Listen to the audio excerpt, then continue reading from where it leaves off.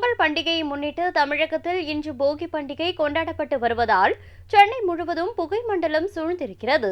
சென்னையில் மயிலாப்பூர், சைதாப்பேட்டை, நுங்கம்பாக்கம், எழும்பூர், கிண்டி ஆகிய பகுதிகளில் தை திருநாளை வரவேற்கும் விதமாக பழைய பொருட்களை எரித்து மக்கள் போகி பண்டிகையை கொண்டாடி வருகின்றனர்.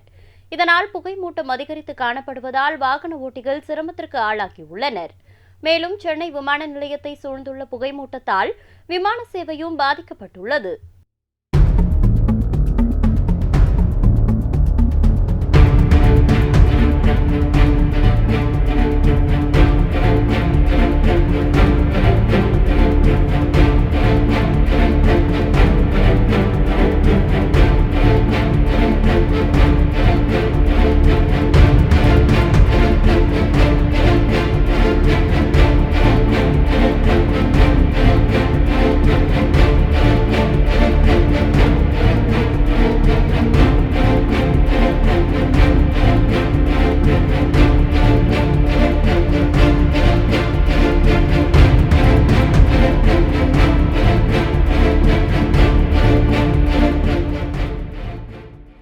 செய்திகளை உள்ளது உள்ளபடி தெரிந்து கொள்ள ரெஃப்ளெக்ட் நியூஸை சப்ஸ்கிரைப் பண்ணுங்க.